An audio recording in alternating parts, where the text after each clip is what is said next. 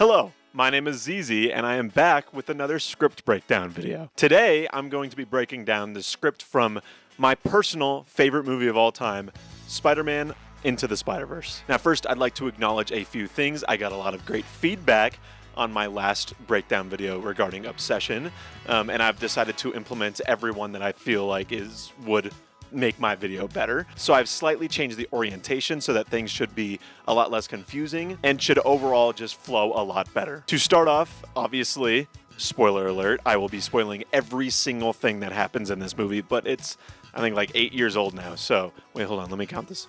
8 years old. Yep, that's true. So if you get spoiled by this video, kind of tough luck. I apologize about that. Another thing I'd like to point out is this will be a little bit different if you saw my Obsession script breakdown video, because this script was a lot more finalized and was a lot more done before being released. So because of that, there aren't a lot of huge major differences, but I made sure to go through, meticulously look at every single line, look at every single piece of dialogue and description, and kind of compile every single thing that I could find that was different compared to the movie, and maybe even just some interesting things that are added on in the script. Now, the actual script that I could find actually confused me a little bit, because this is a script that claims to have been written on December 3rd, 2018. Now, that confuses me a little bit because the film didn't officially release in theaters until December 14th, 2018. However, the movie was first aired at Regency Village theaters in Los Angeles on December 1st. So if I were to believe that this script is from December 3rd, then that means it was written in between the first viewing and the official release date worldwide. I kind of tried looking around to see if there was an easily accessible past date, really solid official script, but this was the best one that I could find online, so this is the one that I will be going with for this video. I just turned off lights. I saw there was lights in the background, but sorry, the lighting's gonna be different from now on in the video. Hope you guys don't mind. I got my notes up here from everything that I noticed in the movie, so if you see me looking down, that is because I'm reading off my notes, but I will also put the script actually right here next to me so that you guys can read along as I do this video. So, to start the movie, none of the references to 42, the lottery number that Miles won, happens at the beginning of the script. It basically just jumps right into when the original Peter Parker is doing the let's do this one last time. There's no 42 lottery ball or anything like that at the start of the script. To show how deep we're getting into this, I'm going to be reading off the things that literally every single thing that could possibly be different from the script to the movie. So, at the very start, there's no description of him actually jumping off the building. It kind of just goes straight into they're, showing, oh, this is the old stuff that Spider-Man kind of used to do, showing it a little bit differently here. Overall, the script in the beginning here is very vague. Everything that they say happens in the movie. It just kind of, there'll be a lot of times in the script where it'll just be like, they fight, basically. And like I said before, there is something in the script that is very explicitly said, where basically they say that all of these events are events that happens in Spider-Man's past, but all of them are supposed to be altered a little bit different in a certain way. And one way that I can think of just off the top of my head and in my notes here is the fact that Spider-Man is actually wearing his suit in a lot of these scenes, and when originally a lot of these scenes he was not wearing his suit. Now, the script, while they're showing kind of a montage of what Spider-Man is doing, there's a moment where Peter kind of gets up, and the script actually plainly says exactly what is happening already here when he gets up. It's basically when he's fighting Green Goblin in the Collide room later on in the movie, but the script basically explicitly says this is what happens later on in the movie. Little side note here, already within the first couple pages, I just wanted to say that the script is corny as hell. There's specifically a moment where they say oh yeah, it's when he's floating up in the air and he winks at the camera, which is in the movie. It says, Spider-Man winks. Man, he's cool. I love it though. During the scene where Miles is listening to Sunflower, the script explicitly says that we are supposed to see pictures of Miles and his family up in the background and on his walls, specifically of Uncle Aaron, his mom, and his dad. However, no matter how hard I looked at this scene, I could never really find any pictures that kind of stand out. It kind of seems like it's supposed to be a standout moment in the script, but this is not super clear in the movie. Another thing, too, that's a little bit different from the script is when Miles is quickly packing, saying that he's ironing his shirts and everything, the script specifically calls to show a lot of childhood details. And to be fair, this movie is extremely detailed. Every single thing, every single, frame is basically art. But I don't really notice any like specific childhood details that the movie actually like highlights of any kind. It seems to be a little bit more focused on in the script. Now, this script has a little interesting moment where when Rio's kissing him, saying 1 more minute, the script does say like, oh, he hates it / loves it. And I think it's a little wholesome moment that, may not be super clear in the movie. The script also says that Miles, while he's rolling his bag down the street, struggles with it, and I don't know if I'm crazy, but in the movie it looks like he's just totally moving. While the script says as he's walking down the street that Miles is in his element, we don't see specific examples of like, dapping him up or tossing the basketball back and forth. None of that is like explicitly said in the script, but like I said, they do say he's in his element. While Miles is in the police car, it is specifically said that 1010 Wins is playing on the radio station. Since I am not from New York, I had to search this up. While searching it up, I found the greatest song of all time from hit artist Henry Hennessy. Just got a new 1010 beat, it's like 1010 Wins. No, but on an actual serious note, 1010 Wins, if you are not from New York, is a radio news station. So that is what Jefferson is listening to while he's in his car. It's fairly clear in the movie. My favorite part about the movie is Miles and Jefferson's interactions with each other. But it is great just to see kind of their internal thoughts plainly laid out in the script like this. Now, for the first actual somewhat big change from the script here, the reason why I mentioned 1010 Wins before is because while Jefferson and Miles are driving, in the movie, we see the news about the seismic event and Spider-Man on the TV. But in the script, it's actually broken to Jefferson through this radio station. There is no TV in the script. Now, throughout the entire movie, I might not point out every single little one of these, but I love just little flares and additions that the voice actors added on to lines. There's specifically a moment where Jefferson says a line, the whole, some cops run red lights, but not your dad. Well, yeah, some do, but not your dad. In the script, it doesn't mention him, clicking his mouth or clicking his tongue, but the voice actor added it on. And I don't know, I just think that these little touches, the little not your dad, is just perfect for, selling these characters.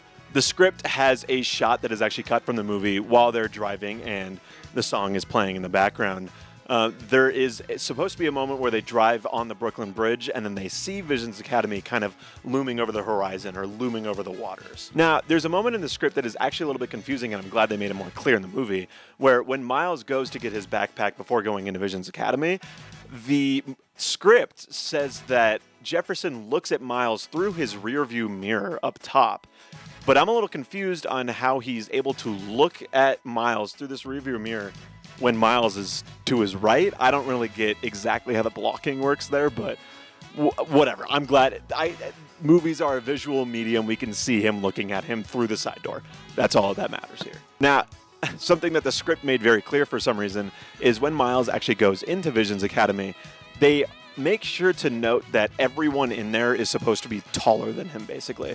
Now, I'm not sure exactly why they care about this specifically. Probably just, intimidation, stuff like that. But I also think that possibly what it could be referring to is when he gets taller, when he gets bitten by the radioactive spider later, it kind of is like he's almost matching their level. There's a couple of moments like that in the script where like things might be a little bit more like pronounced in the script than they were in the movie, and the extra themes can kind of introduce themselves here. Overall, the, hectic school montage, all of the lines are present in the script. They're just kind of switched in order, but everything is present and everything kind of flows the exact same way. It's just a different order. Now, there's a slight change when Miles actually enters the classroom where we meet Gwen, where instead of like in the movie where Miles kind of sneaks in and then the professor pauses the video and confronts him there, Instead, what happens is Miles kind of busts through the door and then stands in the doorway, and then the professor confronts him while he's in the doorway. I've never bothered to really listen to the rest of the lines that Doc Ock says here, despite the fact that you can hear them in the movie. But in the script, they make it very clear what she says, and it's a pretty funny line. I mean, $10 billion is kind of chump change for a guy like me, too, you know? Also in the script, when Miles kind of gets in his desk next to Gwen, he supposedly like kind of bumps into her, and that's kind of how she her attention is brought to him. I think her attention was already on him, but like that's how they kind of segue into Gwen. During the montage when Miles is doing the Great Expectations homework and then leaving to go to Uncle Aaron's place, again, another example of the script being kind of vague in its description for how Miles got there. Overall, it's the same, though. However, in the script, there's no mention of Biggie, and there's also no mention of any of, like, Uncle Aaron's sound system that they kind of make a prominent, moment in this montage. In the script, there's a little moment where when Aaron sees that Jefferson texted Miles, we see that Aaron kind of recognizes it and chooses to willingly kind of bring up Miles's art and the whole graffiti piece to try to distract him from it. In the script, while they're going to the spot that Aaron knows, there's a specific line where they say that they wait for the train to pass. And while this is shown in the movie, kind of in a way, it's more artistic and beautiful and everything that is good about this movie, basically. Now, in the script, when they go into the tunnel, the script says there's supposed to be a sign that says high security paraphernalia. This isn't at least clear in the movie. I really looked at these frames and tried to figure out if there was any of these signs there. I didn't see anything. Little funny kind of note that the script has: whenever they enter the area where they're going to do this mural or this graffiti art, it says that the room is full of spider webs. So kind of hitting the nail on the head there. Now, this is something that I never really thought about being even a possibility for some reason in the movie. But I mean, I always thought it was weird. But in the movie, when they go and they find the area, that Miles says is so fresh, the script actually makes it very clear that Aaron is clearly the culprit behind why it's so fresh, basically implying that, Aaron went and cleaned it up just for Miles to throw up some art on there. There's a line in the movie that actually isn't in the script, and I'm really glad they added it because I feel like it's super important to all of these characters, where basically Uncle Aaron tells Miles that it's okay to make mistakes because mistakes are a part of it. Obviously it's a lot clearer. He just says mistakes are a part of it in the movie. And I'm so happy that they have this in the movie because I kind of feel like it describes the dynamics that Miles has with Aaron versus the dynamics that Miles has with Jefferson. Where Jefferson, earlier in the movie already says, you don't have a choice. While Aaron is like, yeah, you do have a choice, and you're going to mess up, basically, but that's okay because mistakes are a part of it. They're a part of life. And I feel like that's a perfect way of showing, the ways that Aaron was able to kind of speak to Miles compared to how Jefferson couldn't quite connect with him. A little detail in the script that I think is very wholesome, despite the fact that all of this is in the movie. When Uncle Aaron says, "I see exactly what you're trying to do here," the script specifically makes a note that Miles finally feels happy to be seen. And I don't know, I think it's just wholesome and I love it. The script also mentions that when Aaron gets the text from obviously Kingpin or whatever it is that we know now, it says that a shadow is supposed to roll across his face. So obviously kind of, dark foreshadowing here. It isn't very clear in the movie. Obviously, if you know the rest of the movie, then you can kind of see what they're doing here with Aaron, but it's not like that. It's just foreshadowing. Now, after the spider bite and Miles is trying to get some sleep with Genki in the room, there's two things that I want to point out here. One, the script says that the spider bite is supposed to be glowing on his hand, which I zoomed in on the movie. It doesn't look like it's glowing here, but that is something interesting to note. Also, Genki in the script is said to be reading the true life tales of Spider-Man during this montage here. In the script, when Miles and Gwen are interacting and Miles does the shoulder touch, instead of Miles' hand kind of getting immediately stuck onto Gwen's hair, it says it actually gets stuck on her shoulder first, and then after a beat or two, it finally gets caught in her hair. Another note that this scene happens in both the script and the movie, but the script has a little detail that I love. When Miles is walking out of the doctor's office where they cut Gwen's hair and the whole everybody knows kind of comic strip line pops up. There's a little line in the script where it says that the period at the end hits like a cannonball. And I feel like the movie did a great job of kind of like portraying this onomatopoeia or whatever. It's not bang. You know what I'm saying. Kind of perfectly where they do the of the period right there. I love it. I think it's great. In the scene where Miles is in the security guard's office and he's trying to kind of get in, and then the Spider-Man Christmas song starts playing. In the script, he's actually a lot more embarrassed, and he says a completely different line than, hey, he's got a nice voice, like he does in the movie. And in the script, when Miles is kind of getting, the birds on his hands and is getting poked by them flying by the classroom scene does happen, and the birds do happen too, but they're switched. So basically, while Miles is kind of trying to figure out his controls on the roof, or on the side of the building, that's when he's hitting himself on the window. There's no birds here. He was just doing that himself, basically. And then the birds come by afterwards and peck him in the face the same way that happens in the movie. Also in the script, when Gwen sees Miles kind of struggling on the side of a building, instead of her being outside, she's actually on the Vision's bridge. This is a very specific note, so I'm going to read from my notes here. But during the splash of later that night, Miles searches for answers. That happens while they show like the train or whatever.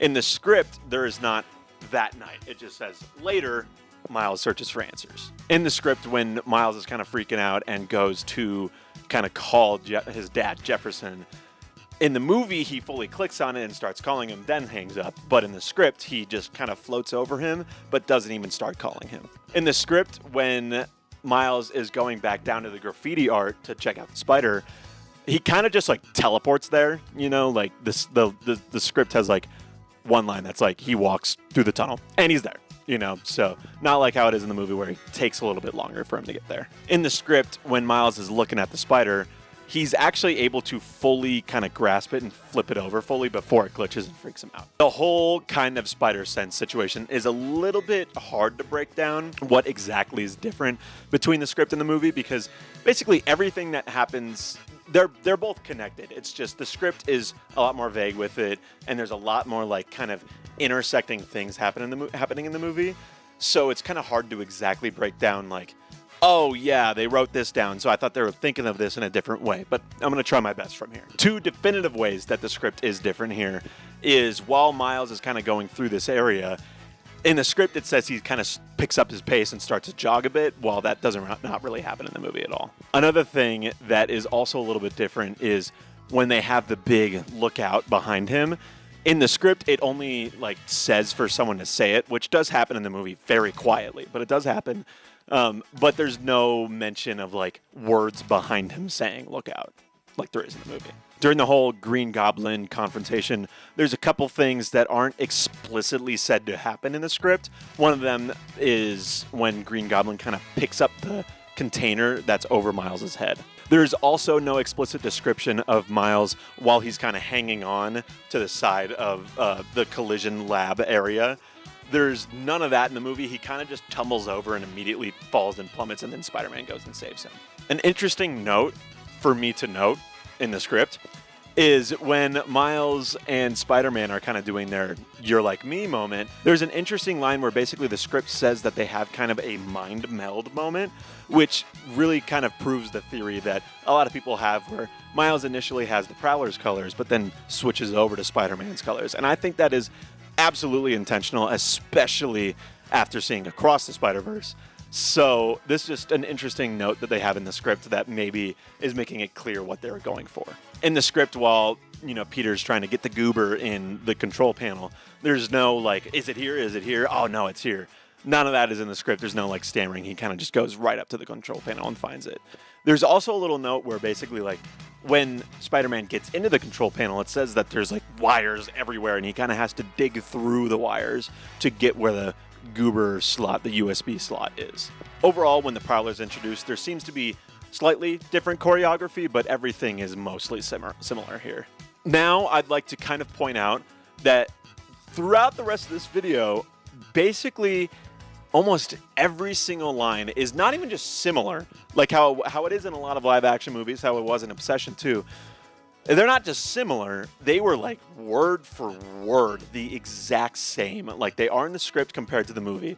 So little moments where they switch out a word or use a different word, I will be highlighting those because they will be big moments from now on. For example, when Kingpin is kind of doing his monologue to Spider-Man about, the Collider, every single word, the way they're laid out is the exact same. However, when Spider-Man says like, stop, you'll kill us all, in the script, instead of stop, you'll kill us all, it's stop, it will kill us all. So again, super minor, but this is the stuff that I'll be talking about specifically in regards to like dialogue and stuff moving forward. The movement of the Collider to kind of lock it into place is a little bit different in the script, but overall it's extremely similar. While the Collider sequence is kind of starting, there is one extra line where Kingpin says good that isn't in the movie. In the script, while they're kind of showing the dimensional quake that is taking over New York while the Collider sequence is starting, there's actually, instead of just some random person seeing it or whatever, there's supposed to be someone walking out of Foam Party seeing it, which if you don't know, Foam Party is the new coffee shop that Jefferson's talking with Miles about earlier in the movie where, he calls it a disco, basically. In the script here, instead of the bridge kind of glitching in and out, there's specifically a reference to the Chrysler building. In the movie, while the Collider things are happening, there's specifically a moment where Miles gets his platform kind of knocked out from underneath him and he falls and grabs onto something.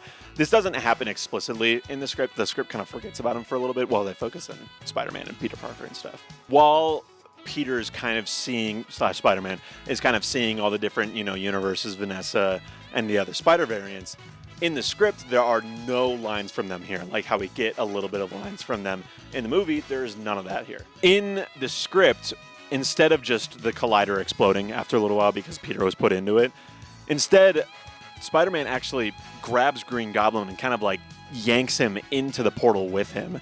And that's what kind of causes it to explode. And really, that's what causes Green Goblin to die in this movie. They say he's dead. He's fully dead, which, he doesn't show up for the rest of the movie. I'm sure you can assume that, but yeah, they make it very clear. They have it like in bold, dead.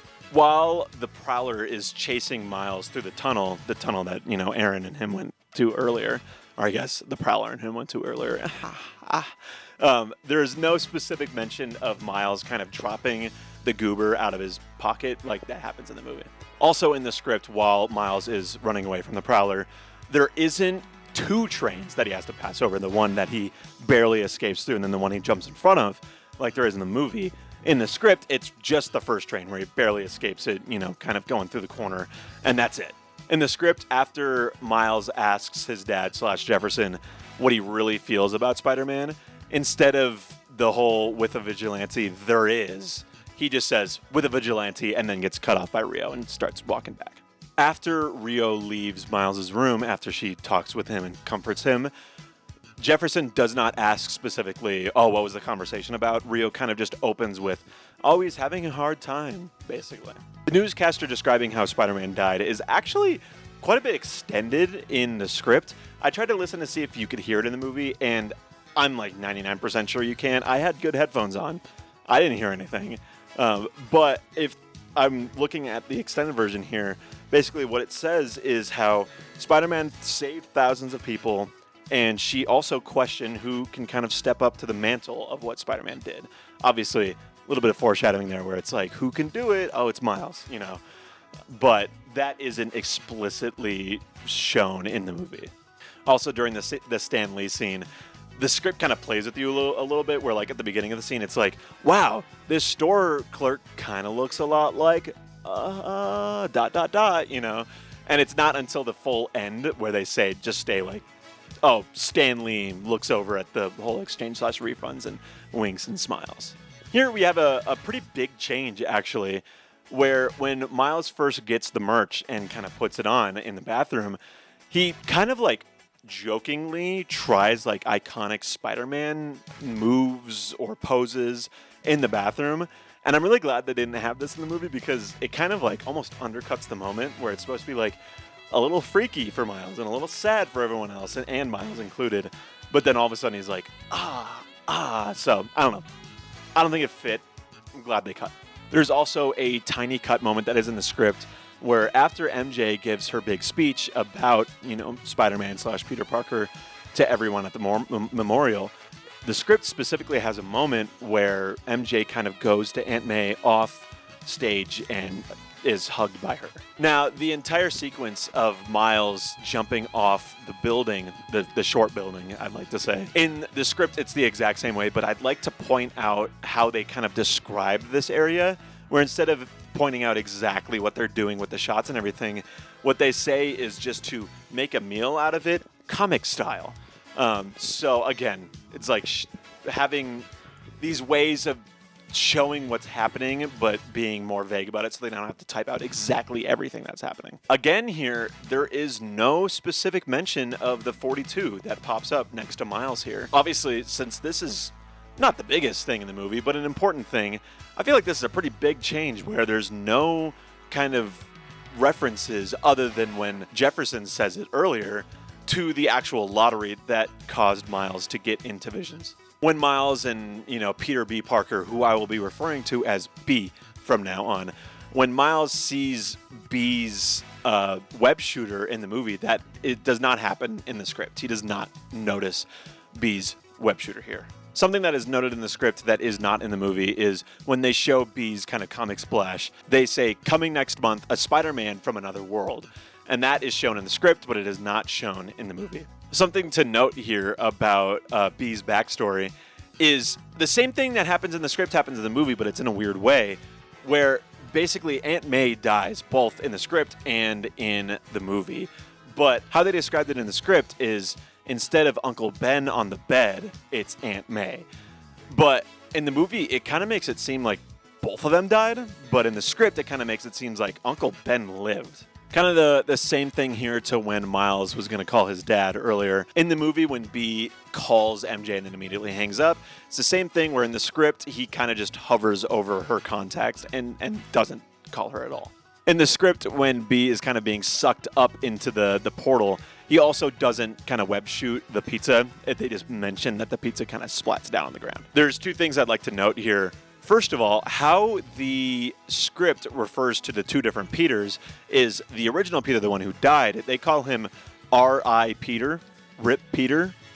So I think that's kind of funny. And then they just call B Peter from now on. So maybe I should do that. Actually, I'm switching it up on you guys. I will be calling B Peter from now on. So whenever I say Peter, I'm referring to Peter B. Parker. Also, when Peter's kind of looking at the memorial, in the script, there's a moment where Peter actually has two different Spider-Man masks, an old kind of beaten up one and then a new one. The script also makes sure to point out that the approaching police officers that are coming to see what Miles is doing turn on their body cameras. Obviously, this is not explicitly shown in the movie. Maybe they do. I don't know. They're kind of obscured back there.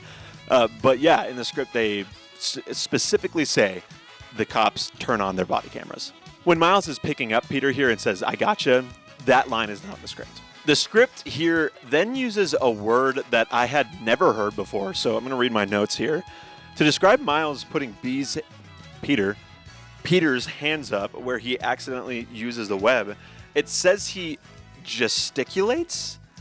And I searched it up, and this apparently means to make or use animated, energetic movements with your hands or arms, usually while speaking. So hey, new language lore, I guess. Also in the script, while they're kind of going through and Peter wakes up before getting hit in the head by his own grave again, that does not happen in the script. He just hits his head and, is still knocked out. While they're kind of going through the cars, there's actually a moment in the script where Miles is supposed to kind of gain control of Peter's body, and they kind of do some parkour basically, where instead of just bouncing up and down on, the cars and all that, Miles fully is able to control him for a little bit. During the end of this scene here, there is no snowman in the script. That's a movie original thing. Also, Peter fully wakes up while they're dragging across the train instead of not at all. I think the reason why they cut that is because in the next scene, he's supposed to wake up again. So he wakes up in the script and then wakes up again. So I think that's why they, just had him kind of stay coma right there. A little note that I kind of love in the script actually is while Peter's tied up, it says that Miles has him in a homemade web. So, I don't know. I just love that stuff. I think it's cool. The script also plainly says that Miles is kind of offended with the whole merch comment where Peter tells him, oh, usually superheroes don't wear their own merch. It says that Miles is offended by this. The script here has a very interesting way they kind of describe this side of the wall conversation that Miles and Peter have, where they basically say it is supposed to remark the style of a classic New York City walk and talk conversation like in old movies, except one of the people has not learned how to walk yet. So another interesting thing from the script. A little note I put on here is just that I liked that they said Miles produces the goober, where when he pulls it out of his pocket, I don't know, I just like the way they use the word produce there. It makes it seem like he just spawns it out of nowhere. In the script, Peter doesn't really chuck the goober away. He kind of just holds onto it. I never really fully knew if this is the same goober that Penny fixes later in the movie. I always thought it was. So seeing him kind of throw it away, but Miles catches it. So I don't know. In the script, he just keeps it. He just keeps it in his hand. There's also no dude that notices them walking up the building like there is in the movie. That dude is not in the script. In the script, when it cuts from Miles kind of getting excited about oh, let's go, we're actually going to do this, to when Peter's eating the burger, there's supposed to be a match cut where basically Miles is all excited, and then immediately match cuts to him being, having a disappointed look on his face because of Peter being a slob, basically. Also in the script, Miles kind of puts up a little bit more of a fight when Peter takes off the cape from him, where he kind of tugs back at it for a little bit, and then Peter's able to get it off and throw it away, like how it is in the movie. Something that the script does is it describes the Alchemax building as a Zaha Hadid style of architecture. I apologize if I completely mispronounced that. Let me search up this pronunciation really quick. Zaha Hadid. Oh my gosh. I'm goated. Something that isn't in the script, actually, is there's no mention of Miles doing the whole, mimicking thing where he's doing the thinking face next to Peter, which eventually would become a huge meme. So that's not in the script. Good addition by the movie. Also, when Peter's kind of swinging into the Alchemax building, it is actually clearly shown exactly where Peter's kind of going into in the script, where in the movie it's kind of off screen, and Peter's able to fully get into the building before Miles does his whole rock hit thing and cracks it or whatever. In the script, there's no mention of Miles kind of falling down the vents. So by proxy, there's also no shot in the script of Kingpin and Tombstone kind of reacting to the loud sound that happens right above them.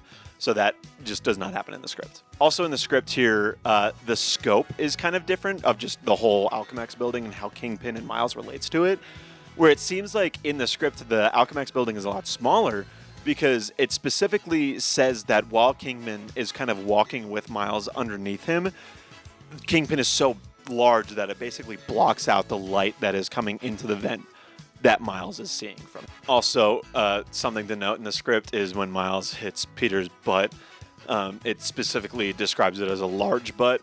So, I just thought you guys should know that. The script kind of has a spider sense moment here. After Miles falls down from the lights, there's a moment in the script where Peter gets spider sense that he knows that Doc Ock is coming back into the room. And this kind of happens in the movie. Obviously he's a little aware of oh shoot, she's coming back. But there's no explicit spider sense like how there is in the script. There's also in the script no mention of Miles kind of becoming visible again and then immediately popping back out of sight when he sees Doc Ock. I love, again, little moments like this. There's so many things in the movie, little things that are not in the script, and they're part of these reasons why so many people fell in love with this movie. There's little charming moments like that where it's just, he kind of throws his hands at him and then boop, pops out of the air. I don't know. I love it. In the script, while Doc Ock is kind of examining Peter, she actually puts on a latex glove before touching his face or anything like that. So she's a little bit more respectful of his privacy here in the script. Also in the script, there's no explicit reaction that Miles gives of the "I can't wait to watch" the whole freaky line that Doc Ock says. And the movie, we kind of see him stop and kind of turn around, but in the script there's no explicit mention of that. Now here's for the biggest change of the entire movie. This ruined the movie for me. When I knew this was in the script, but it wasn't in the movie, I got so pissed. What happens in the script when Doc Ock puts on her green glasses? They're actually red. Unbelievable. Boycott the movie. Beyond the Spiderverse will never come out. In the script, when Peter's kind of being held down and then says run and, shoots his web at the door so that Miles can keep going. In the script, Doc Ock says, "Who are you talking to?" That actually does not happen in the movie. So a little bit of a cut line there from the script compared to the movie. Also in the script, it says during this kind of fight scene that there's a lot of sirens going off. And again, I have good headphones. Pretty sure I did not hear any sirens in the movie. There's a little beat that is completely cut from the movie where after Peter's kind of thrown through the wall and he walks up to Miles, there's a little bit of a beat in the script where Peter kind of like takes a second and winces in pain and Miles kind of notices it. And I'm glad they cut this because I love this humor where like he gets thrown through the wall, everything's bad is happening, and then all of a sudden he just walks up, takes the monitor and throws it away. I love it. I think it's hilarious where he just gets up completely fine. So I'm glad they cut this. Before he's able to get kind of hit by Doc Ock again and, with the whole computer tassel, Peter's actually able to swing through a door. So he takes a second before getting hit. I'm sure they just cut this for pacing reasons. In the script, when Peter pulls back Miles with his web and the door shuts on Doc Ock, it actually specifically says that Peter web shoots it shut.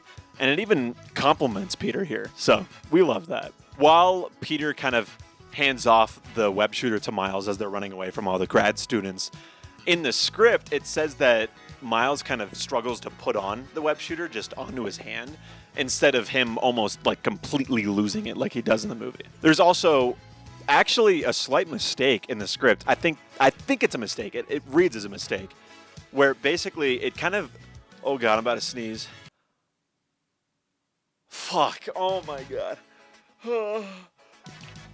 Okay, anyway, when Peter first gives Miles the web shooter, it says he kind of throws him a web shooter. He struggles to put it on. And then in the movie, when Peter kind of uses his web shooter for him, it says that like he tosses him another one and then does it for him. So it almost reads like he gave him two web shooters. And I mean, maybe that's how it works because he got like two hands. But I don't know. I always thought it was the right hand or whatever your dominant hand was. You had it. So possible mistake, possibly not. Miles also just does not hit a tree in the script. Another thing that I had to search up is it says that Miles, while Doc Ock is chasing him, says that he's trying to purchase with the web shooter, and I was like, huh? What do you mean by that? So I searched it up, and apparently this does. I have it here again. My notes coming in clutch. Apparently this phrase tries to find purchase is what it is. Actually does mean something, and it means to just find stability within a subject. That's what I saw. Take it with a grain of salt. I'm not 100% confident in this, but that is what I saw. So if anyone knows more about this, find a purchase or whatever, that phrase, I'd love to hear more about this in the comments. Maybe my linguistics friends out there can maybe explain more on this one. Something that I always thought is when they drop the computer and Miles hangs onto it with the power cord, I always thought that it's a strong ass power cord. I don't know how it doesn't immediately just like pop right out. I need that power cord for everything, honestly.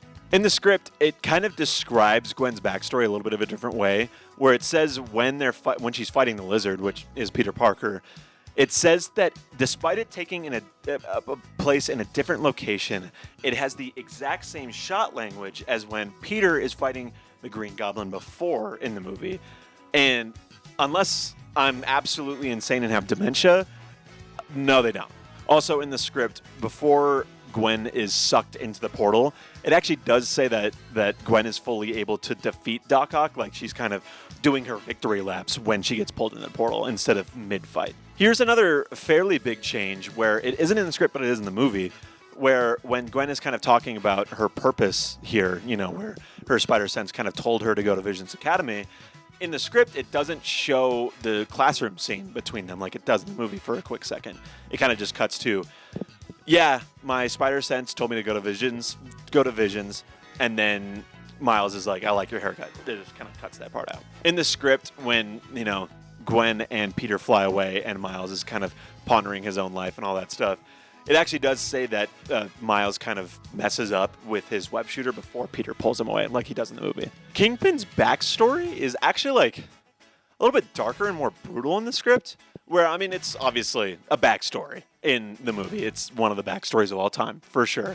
In the script, kind of what happens is, instead of like the whole watercolor paintings, it just immediately cuts to Kingpin kind of slamming Spider-Man onto a picture frame of the entire family, and it kind of falls and shatters on the ground. And then that is when Vanessa and Richard walk in, and it kind of describes Kingpin as like turning around to look at them, and his face is kind of like covered in blood. So it's a lot more like symbolic. It's a lot more brutal in the script, and I actually kind of like the script version. I think it's good. The script also does say plainly that when Richard kind of turns back to look for Kingpin while they're in the car right before the crash, it says that Richard and Kingpin are actually able to kind of lock eyes here for a second.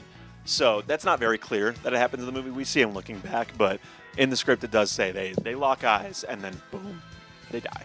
When all three of them eventually go to Aunt May's house, there's a moment that happens in the movie that isn't explicitly described in the script, where when Peter is about to flake out, seeing Aunt May again, Gwen kind of pulls him back with her web.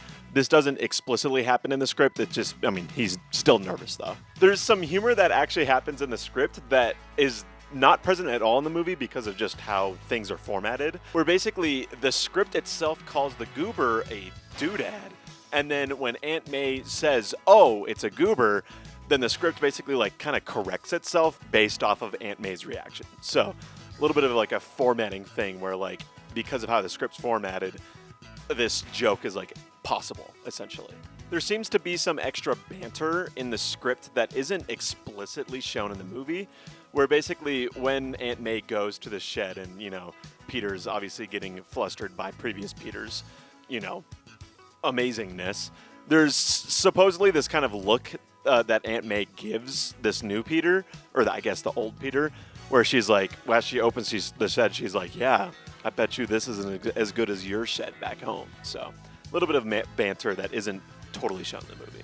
There's a little small change here where when Peter B. Parker notices the original Peter Parker's picture of MJ, in the movie, the picture is just MJ. However, in the script, the picture is actually MJ and the original Peter together there.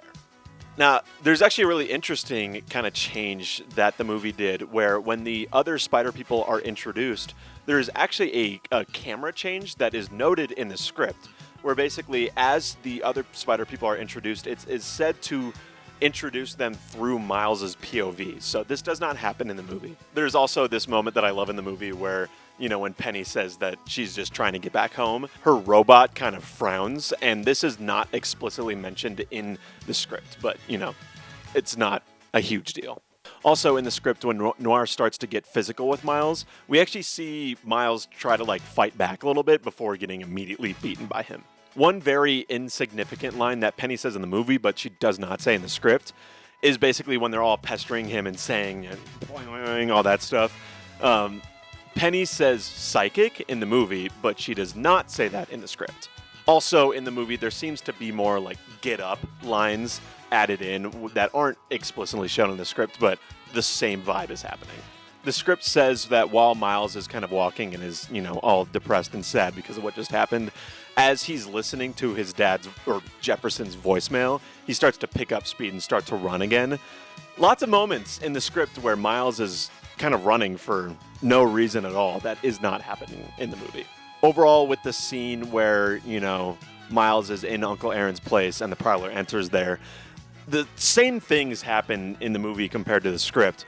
But the movie definitely seems to kind of lean into more of the horror elements, and none of that is said to be laid out in the script. So it kind of seems like a bit of a change tonally here. Also, when, it's revealed who the Prowler is, Miles seems to escape a lot slower in the script, where he kind of just slowly backs up and then kind of crawls out the window. And then the Prowler actually starts chasing him a lot slower too, where he fully puts his mask on before, going. It's cut a lot quicker as compared to the script.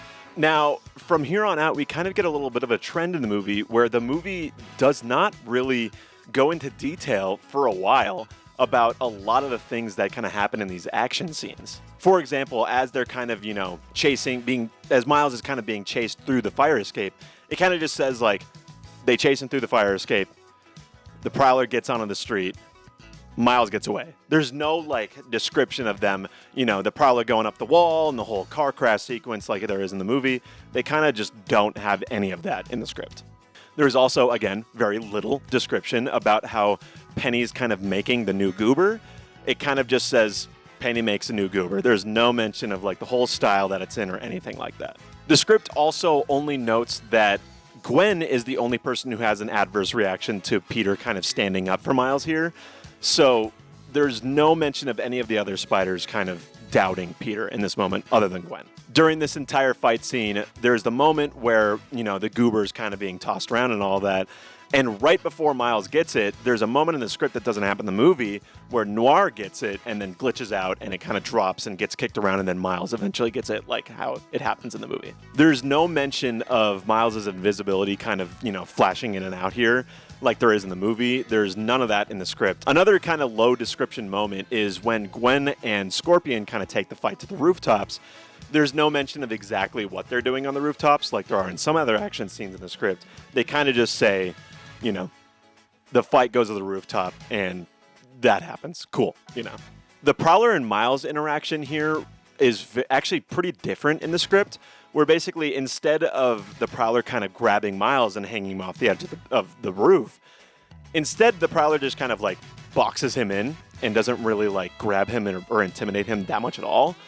And I love the fact that they made him grab him, because it would be weird if a Spider-Man wouldn't be able to escape from a rooftop with a lot of skyline near him. I don't know. Doesn't make a lot of sense to me, so it makes sense why they changed this. The whole Aaron death scene and, Jefferson finding him is basically word for word, beat for beat, the exact same from the script compared to the movie. I also like here that just how they describe Miles's rage when he gets back to his dorm room, because it's obviously very real. It's very intense. But I love how they describe this kind of as a teenage rage, because it feels that way. It definitely feels that way. It feels very real, but it definitely feels like a teenage rage. So, I don't know. I just love that they describe it that way. Again, gonna be gushing here for a little bit because this is one of the greatest sequences in the entire movie.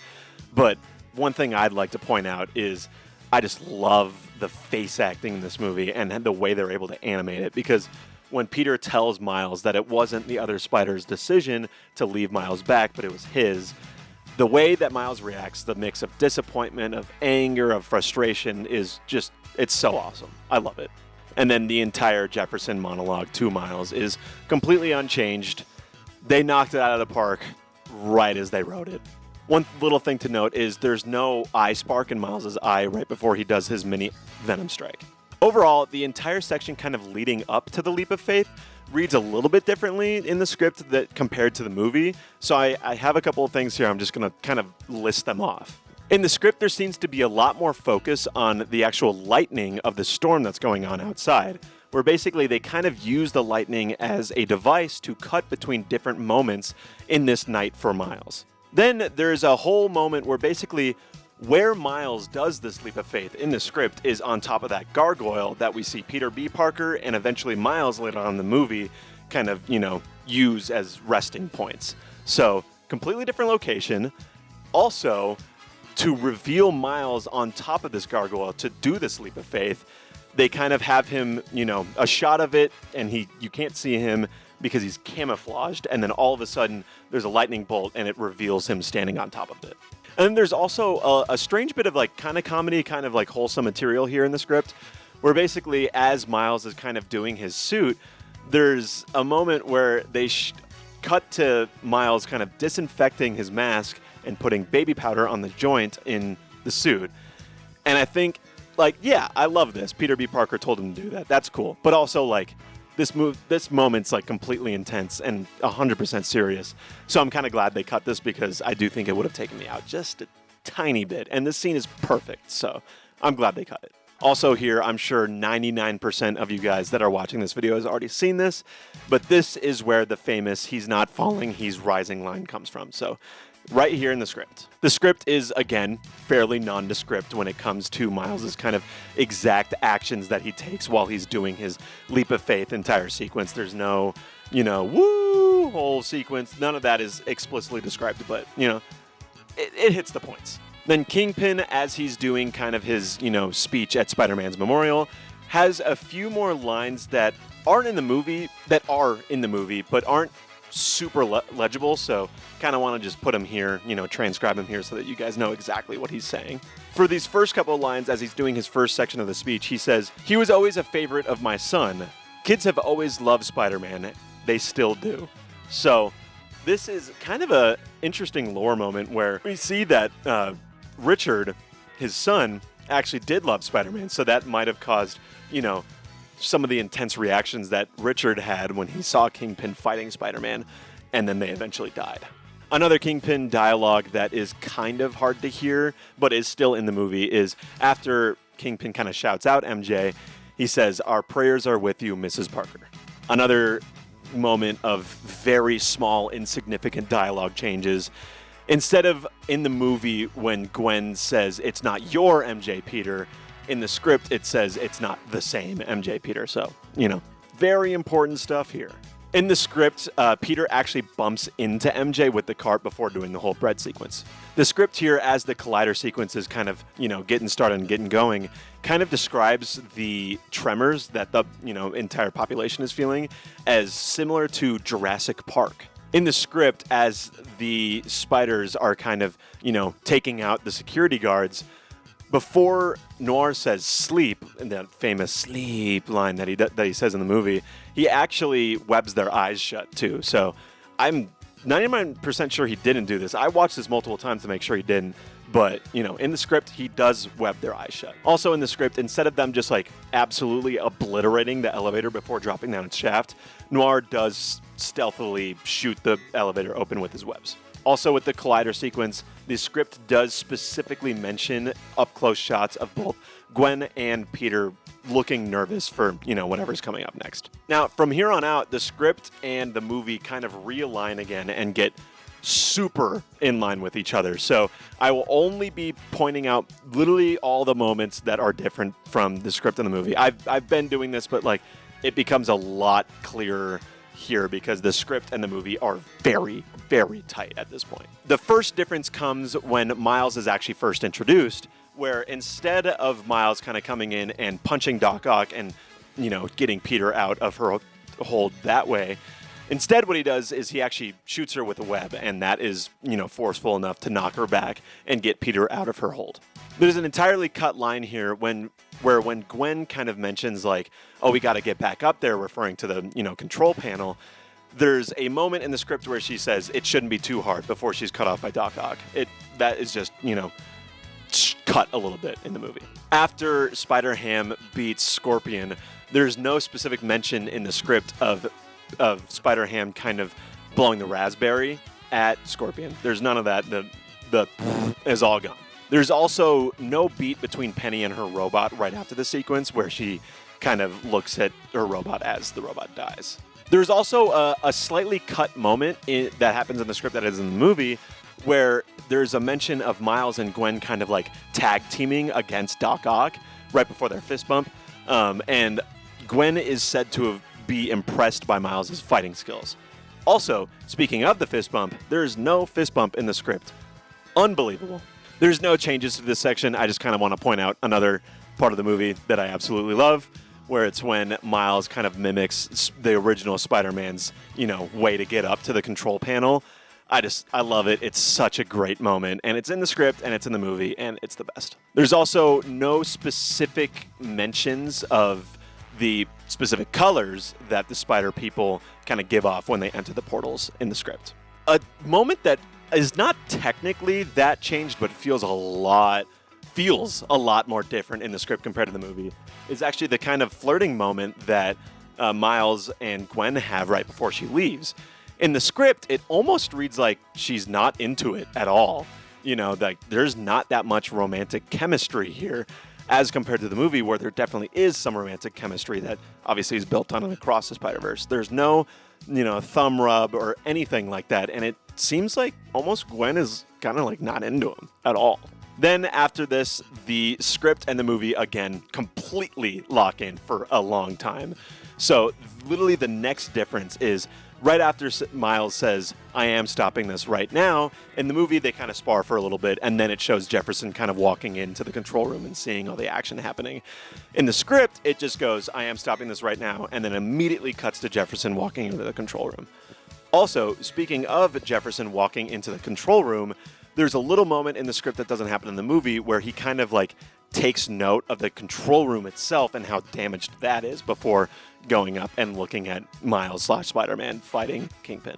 Then when Jefferson specifically calls for backup, in the script it says there's just static that comes through. But in the movie, there seems to be kind of voices that do come through, but they seem to be kind of like indistinguishable and a little bit, jarbled and everything. So a little bit of a difference there. Then after this, right after that moment, we have probably the most changed section of the entire movie compared to the script so far.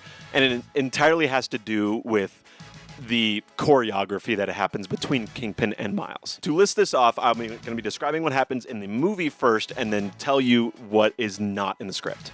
So, basically, after the whole I need backup scene, we see Kingpin and Miles throwing hands, is what I have here in the script. And then we see Miles look at Jefferson in the corner. Then we see Miles kind of grabbing a car and hitting Kingpin with it. Kingpin kind of returns the favor of hitting Miles with a car. And then Miles kind of does a little combo and basically knocks Kingpin off.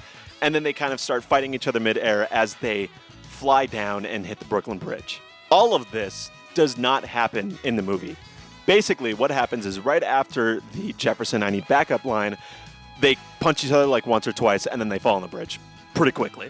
None of that other stuff happens. Here, too, we also have a pretty big change where when they fall onto the Brooklyn Bridge, Miles actually gets his face, his whole entire mask completely ripped off. So he's fighting maskless from here on out. Which, actually, I know why they changed this, because I just realized this just now. Literally, this is an epiphany. The reason why they changed this is because Miles and Jefferson meet up later, and Jefferson's not supposed to know it's Miles because he has his mask on, and, the whole, awkward Spider-Man hug that Miles gives Jefferson. So that's why they changed this. I literally just realized that. Overall, throughout this final battle, Kingpin seems to get a lot more beat up than he does in the movie. There's a lot more mentions of him being exhausted, being out of breath. And I remember there's a specific moment where they describe Miles and Kingpin as two exhausted boxers. So a little bit of a difference there. After Miles kind of flings Kingpin into the green button / control panel, there's no mention in the script of all of the lights returning to the city. Then there's a little bit of a moment here in the movie that isn't in the script where after, everything gets reversed, Miles does not see all of the Spider-Verses and all the interconnecting webs and all that in the script. That is a movie original thing. Then after the amazingly wholesome Miles and Jefferson reunion, as Miles says, "Turn around," or "Look behind you," is what he says. In the movie, he kind of says this while walking away from him, but in the script, he actually starts swinging, and then he says, "Look behind you." Another very small change is while Miles is kind of interacting with all the civilians, the common day civilians, he says, "Spider-Man a su servicio." In the script, it's, "I'm Spider-Man a su servicio." So a little bit of a difference there. Then during the ending montage, there's still the same dialogue about Miles finishing his essay, but there's no specific mention of the entire, transition that they do where Miles has the Great Expectations essay and then reveals Spider-Man underneath it. So I love that transition. Not in the script. Then for the final montage, as Miles is doing his Spider-Man stuff, the entire sequence from Miles going onto the Brooklyn Bridge up until Miles uses the train to kind of launch himself into the air, none of that is described or mentioned at all in the script.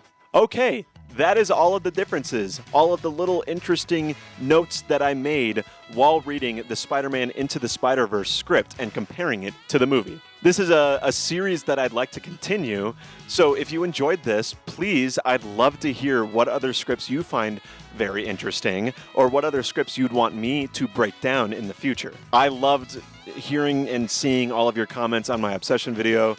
I'd love to hear more about what you liked, more about what you disliked about this video.